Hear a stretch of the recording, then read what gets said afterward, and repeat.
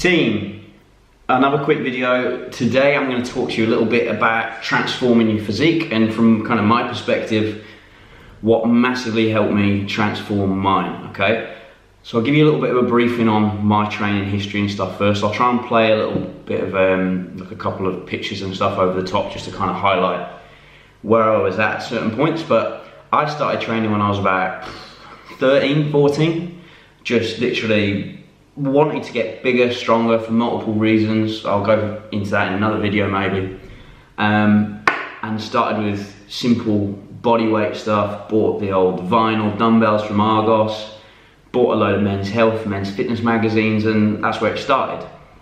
Wasn't getting, well, there must have been certain stuff I was getting right because I was seeing a bit of progress, but by no means did I know what I was doing.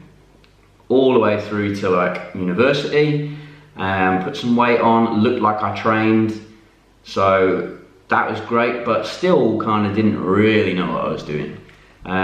Did a sports science degree there, so this is where kind of my understanding got a little bit better around everything. Physique progressed on from there, and then I got the urge to compete. So then on finishing university and starting my own personal training business, that's when my physique really started to turbocharge going forward over that next 3-4 years. So 5 big things that I've really learned then over those few years, or well, the whole course of my training career, if you want to call it that, that I'm going to go through with you now. First thing I got to terms with was the fact that what I wanted was going to take time.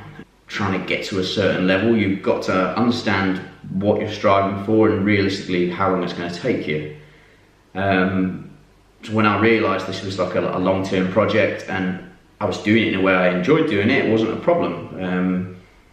But just understanding where I was trying to get to and the longevity of what I was doing, that was really, really important. So you need to understand that.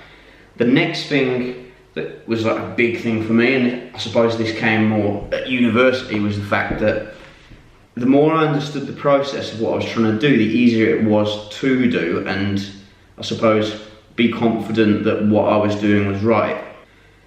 The next thing I got my head around was eating real food. So when I learned that the supplement companies weren't kind of the be all and end all to me making the progress I thought I wanted to make,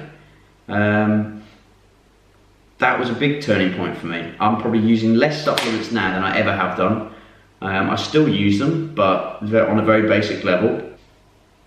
Put them in the back seat, focus on your food first, and you'll see big changes if you get it right.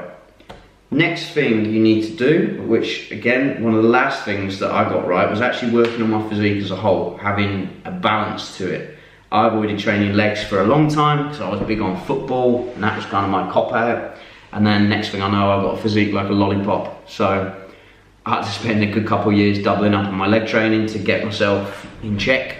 Not just that, but focusing on my mobility and my posture. If a muscle is flexible and if a joint is mobile, you can stretch and contract that muscle as best as you possibly can. That will also mean you'll be able to burn more calories with it, you'll be able to put it in a position where you can break it down better to then rebuild stronger, bigger, thicker, whatever you're trying to do. Basically your body is going to work better, and that will help you achieve whatever you want to achieve.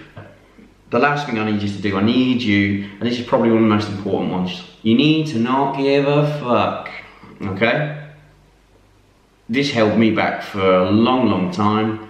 I was far more concerned about what other people thought about what I was doing and all that side of things rather than like what I actually thought of what I was doing. And as soon as I mastered the art of not giving a single fuck, and that's when my success and my progress just kind of skyrocketed. It doesn't matter how much time and attention you give to the kind of like those thoughts of, oh, what do they think? What does Knobhead over there think of what I'm doing? No matter how much stress and time you put into it, none of it is going to make the blindest bit of difference to your end product. Don't worry about what anyone else is thinking of what you're doing. Have faith in what you're doing, why you're doing it, and yeah, focus on number one, because That's the priority at the end of the day. Okay? Right, I'll wrap that up there.